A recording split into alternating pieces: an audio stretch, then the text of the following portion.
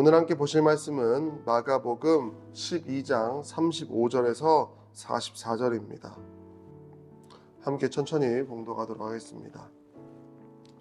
예수께서 성전에서 가르치실새 대답하여 이르시되 어찌하여 서기관들이 그리스도를 다윗의 자손이라 하느냐.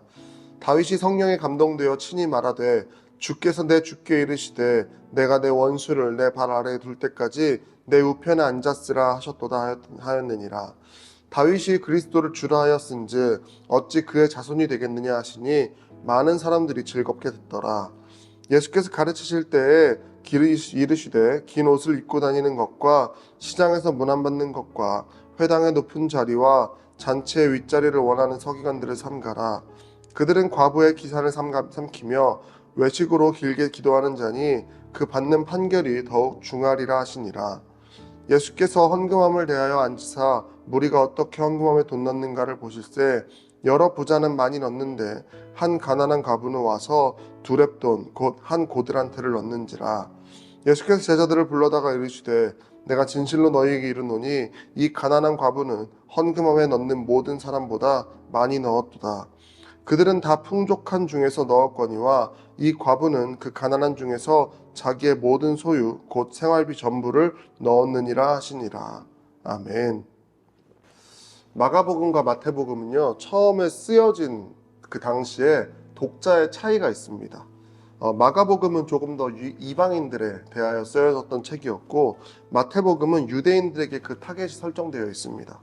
그래서 마태복음을 처음 시작할 때 아브라함으로부터 시작되는 족보를 쭉 언급하면서 정통성에 대해서 이야기를 합니다. 그리고 몇몇 인물들에 대해서 강조점을 찍습니다. 그리고 여기에서 다윗의 자손 예수 그리스도라는 표현을 강조합니다. 그런데 오늘 본문에는 그것과 좀 다른 이야기가 나옵니다. 다윗의 자손이 아니라는 이야기가 나오는 겁니다. 그래서 오늘 본문이 되는 35절과 그리고 37절까지 있는 내용을 보시게 되면 서기관들과 여러 논쟁 이후에 그리스도를 다윗의 자손이라 칭하는 서기관들의 의견에 대해서 지적을 하십니다. 이는 예수님께서 혈육으로 다윗의 자손이 아니라고 말하는 것이 아닙니다.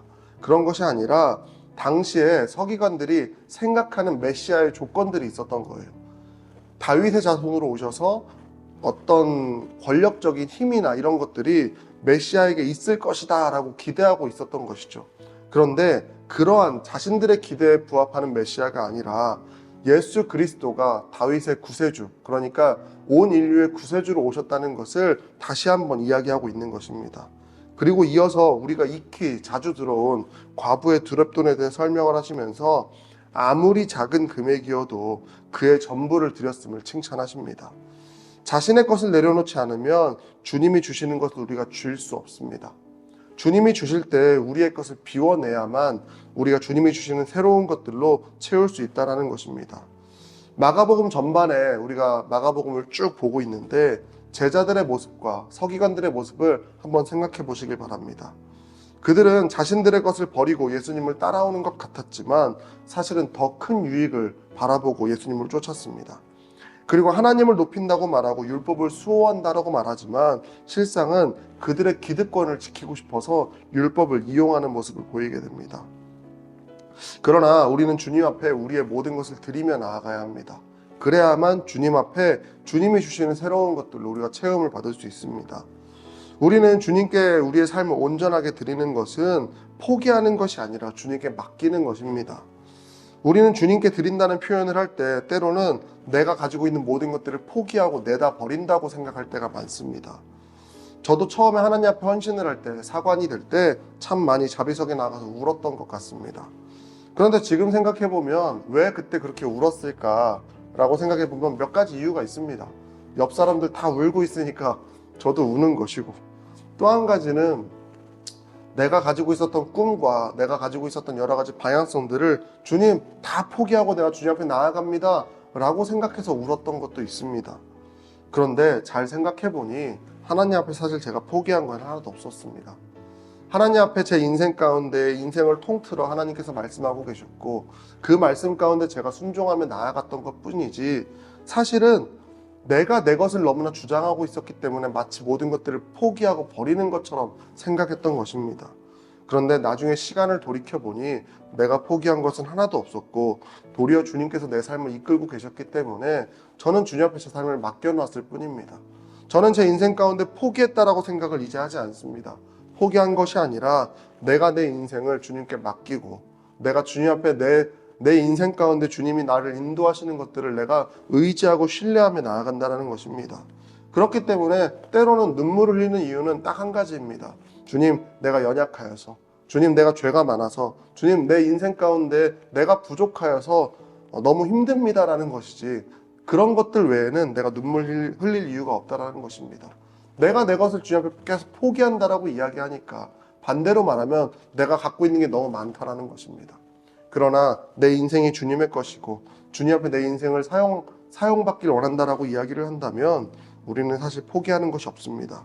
우리는 주님께 맡기고 주님께 돌려드려야 합니다. 가이사의 것은 가이사에게, 주님의 것은 주님에게 돌려드린다라고 말하는 것처럼 우리는 우리의 것을 포기하고 마치 이 모든 것이 내 것인 양 생각하는 것이 아니라 주님께 온전히 맡기고 위탁하고 나아가야 된다는 것입니다. 예전에는 위탁소라는 것이 있었습니다. 무엇을 맡기고 무엇을 보관하고 하는 것입니다. 그것에 맡기는 이유가 무엇입니까? 내가 들고 있으면 때로는 불안하고 또 어딘가에 맡기자니 또 위험하니까 확실하게 보장되는 곳에 우리는 이것을 위탁하고 맡깁니다. 우리는 주님 앞에 위탁해야 됩니다. 세상에서 가장 안전한 위탁소에 내 것이라 생각했던 모든 것들을 주님께 맡기며 나아갈 때에 우리는 참된 평안과 참된 위로를 얻게 될 것입니다. 맡기고 돌려드리는 것에 우리가 슬퍼할 이유가 없다라는 것입니다. 주님 앞에 더욱더 우리가 맡기며 나아갈 때 더 귀한 것을 누리고 주님 앞에 더욱더 채워짐을 받을 것을 우리가 신뢰하며 나아갑니다. 우리의 전부를 드릴 때 절대 두려워하지 않는 저와 여러분이 되기를 축복합니다. 기도하며 말씀 마치겠습니다. 하나님 우리